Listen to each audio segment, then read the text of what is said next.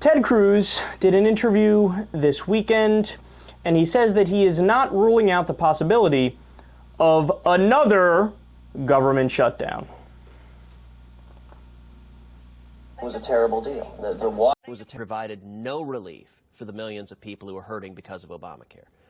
But it is worth also focusing on what did happen, because a lot, I think, was accomplished in the last couple of months. Number one, the public debate over the harms that Obamacare is inflicting. It elevated the public debate, and that is critically important. People hated this shutdown. They hated this impasse, and this was seen as the Ted Cruz shutdown. You, more than any single individual, were seen as the one that triggered this crisis to begin with. John, I agree that a lot of D.C. politicians tried to call it that, and a lot of the media did too. But talk about public opinion nationally. Look, let me be very clear. I said throughout this, we shouldn't have a shutdown. I don't want a shutdown. I repeatedly voted to open the government. There never would have been a shutdown if you hadn't gone with this strategy of saying we're not even going to fund the government for 6 weeks and you know unless we can defund Obamacare. You know what, John? There never would have been a shutdown if Harry Reid and President Obama hadn't said we will not compromise, we will not negotiate, shut the government down. How much do your colleagues just despise you right now on the floor? I mean, I hear some really strong language from your own fellow Republican senators. I think it's obvious that we are now seeing the end of this agonizing odyssey. It's one of the more shameful chapters that I have seen. Listen, you made some enemies in this battle. There's an old saying that politics, it ain't beanbag. And I'm not serving in office because I desperately needed 99 new friends in the U.S. Senate. Given the choice between being reviled in Washington, D.C. and appreciated in Texas, or reviled in Texas and appreciated in Washington, I would take the former 100 out of 100 times. You did a radio interview where you compared Senate Republicans to an Air Force going over and bombing their own troops, bombing conservatives, bombing House conservatives. And when you've got half the Senate Republican caucus firing their cannons at the House Republicans, it sabotages the effort.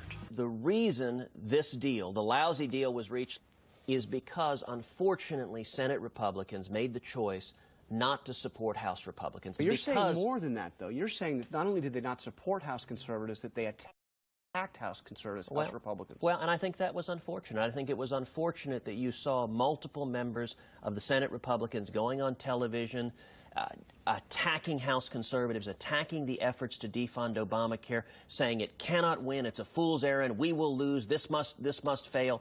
That is a recipe for losing the fight, and it's a shame. We didn't win this battle, but I am encouraged that we have demonstrated when the American people stand up, the House of Representatives will listen, and I hope in time the Senate will listen also. What next? We have another deadline. Government funding runs out on January 15th. Will you rule out pushing to the brink of another shutdown by saying you would block funding for the government unless Obamacare is defunded? Will you do that again? I would do anything, and I will continue to do anything I can.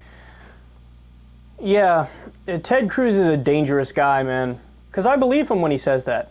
I believe him when he says that he doesn't rule out another government shutdown. He probably wouldn't hesitate to do it. I mean, $24 billion, according to Standard & Poor's. $24 billion is what the economy lost out on because of the government shutdown.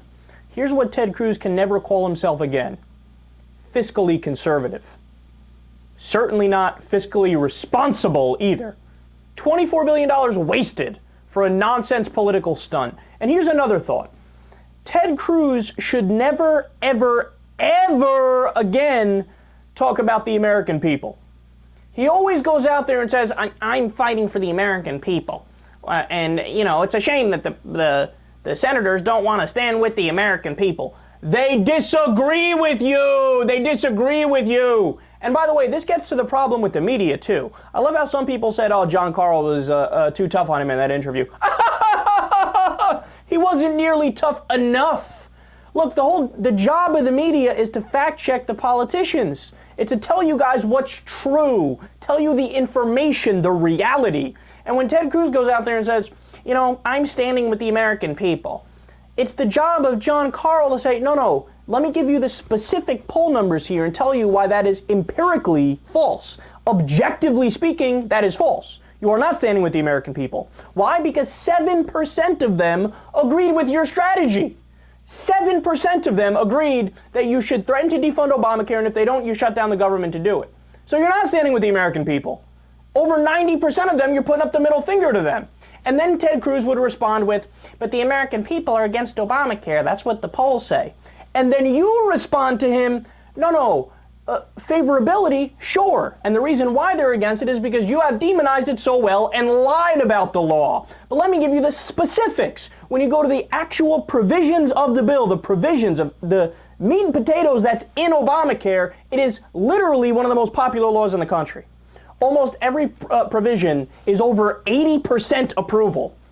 Banning pre-existing conditions, getting rid of lifetime caps, subsidies to the middle class, doing the Medicaid expansion. Republicans, Democrats, everybody likes it. Your job as the media is to point that out and rub it in his face. Say, you're wrong. Stop saying it. You're wrong. Imagine if somebody went out on TV and said 2 + 2 = 22. The media is supposed to say it equals 4, and you're incorrect. But no, in the media environment we have today, they go, oh, 2 + 2 = 22? Some people say that, I guess, and some people say it equals 4. Anyway, let's move on to the next topic. No, that's not your goddamn job. And look, Ted Cruz even throws Senate Republicans under the bus and says we lost because they're weak. No, you lost because of math. Because you lost the last election. President Obama is in the White House. The Democrats run the Senate. The Democrats won the House of Representatives by 1.8 million votes too, but the only reason your party hung on is because of fucking gerrymandering. So there is a majority of them. What you wanted to do would not have gone through the Senate, and it definitely would have been vetoed by the president.